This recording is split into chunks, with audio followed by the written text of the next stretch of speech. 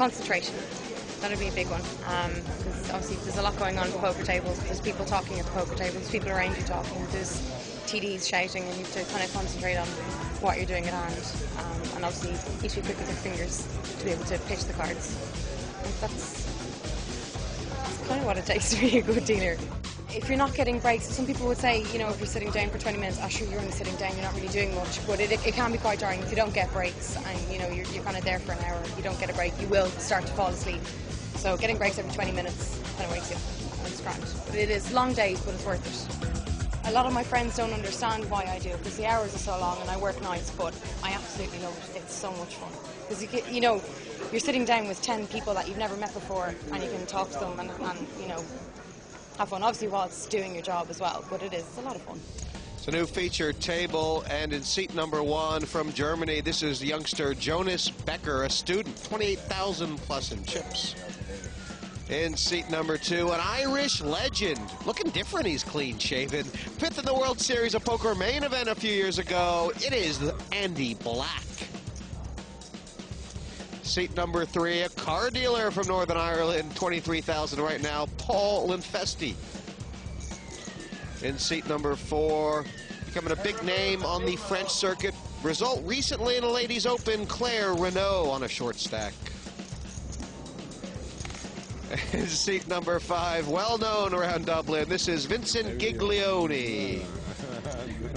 Another Irishman, it's a sole survivor in seat number 6. This is Adrian O'Donoghue from Dundalk. On his left, a Dubliner, 20 years old, it's John Paul Hines, 18,000 plus. And rounding out this table, he had a big result down in Galway, I think, a few years ago. Chris Dowling, 24,500. And I'm joined in the box by a man just knocked out, in fact, as the blinds go up 600 and 1,200, former Irish Open champion Neil Channing. Neil, this tournament, a little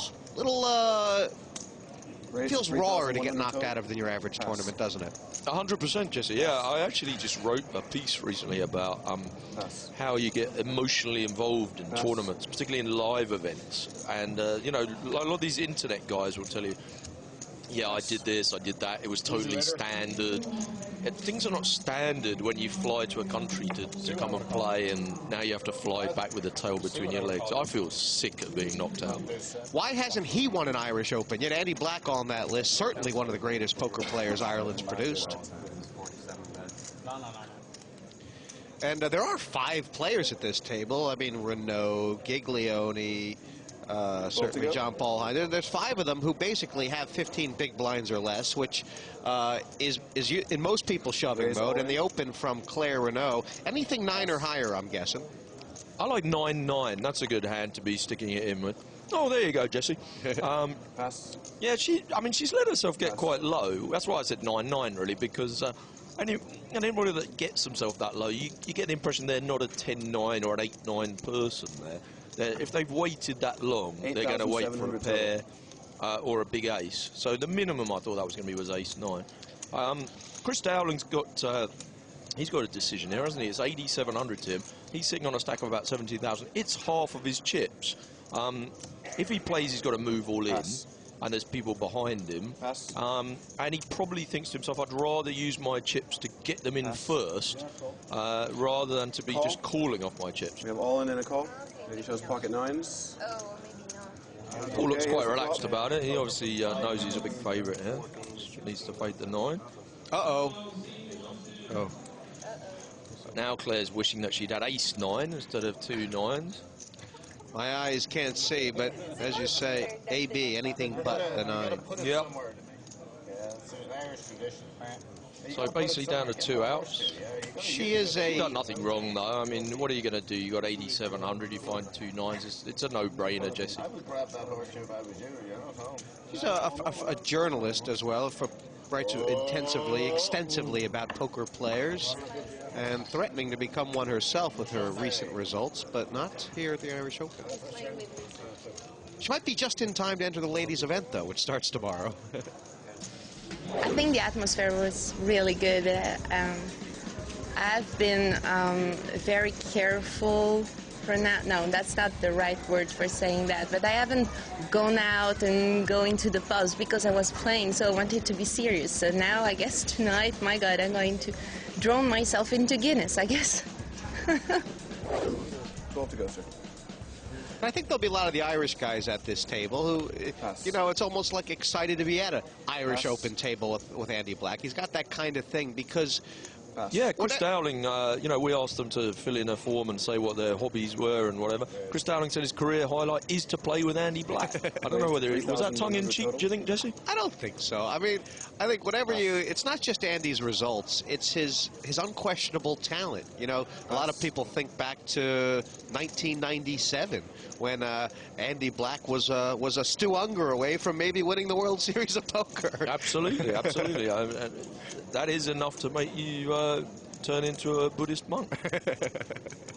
It is a story that's... It's one of the great stories in Irish poker, perhaps. But right now, Black's in a pot here. And why O'Donoghue with the call rather than the re-raise? Is it because we can see the cards? No, it's the stack size, Jesse. That's what it is. He's got too much money to simply move all in. But he's got too good a hand to fold, which puts him in a tough spot against Andy Black.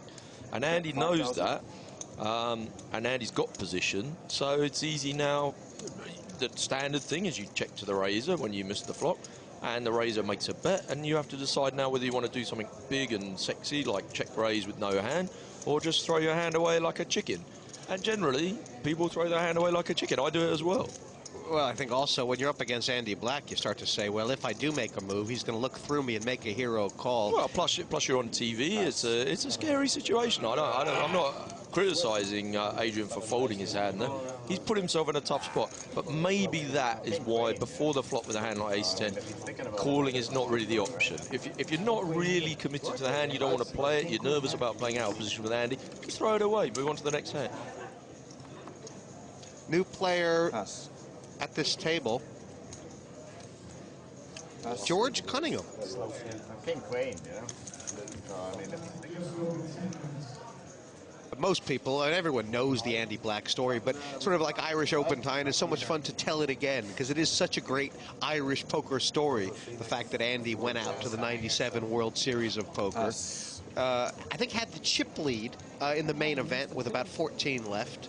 Was told by several of his friends, whatever you do, don't take on the great Stu Unger and you'll be made up. And Andy proceeded, of course, to try and take Stu Unger on. Got knocked out, ended up in a monastery. Yeah. Didn't touch a card for 5 years or something like that. Yeah, I got knocked out of the Irish Open this year. I went straight to a commentary box. I may never leave. Nearly the same. And now Giglione has come over the top of Len Festi's raise. It's not even a min raise, so you know, it is what it is. Yeah, I mean, again, basically, obviously, Giglione's got such a small stack that any ace looks like a great hand. Paul Infesti's not been raising too often. I got a feel that Vincent, he sort of dribbled a few chips away here and there, and eventually he's ended up putting him in a bad spot. Yeah, he saw the 7th, then the king reared its head. Now it's looking like club is a good option. Probably just a 7 then, Jesse. Yeah, maybe just a 7 would be better, yeah. Yeah, it's all pretty basic stuff for Paul Infesti. Not too much for him to think about there. He woke up in the big blind with queens earlier. Now he's raised with the old ace-king and run into a short stack. Yeah, and fairly obviously routine for him. The biggest question is, what's Vincent going to do with the horseshoe? Well, he doesn't seem to be too upset. He's taking it better than I do.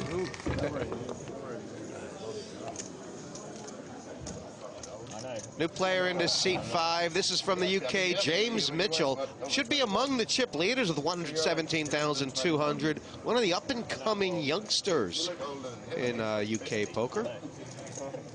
And in the 1 seat, the most famous player in Liverpool. That's what Barney Boatman calls him, Joey Lovelady.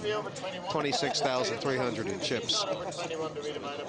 You know Lovelady. Yeah, Joey's great. He's a great guy, actually. A really funny guy. Very dry sense of humour, very sardonic.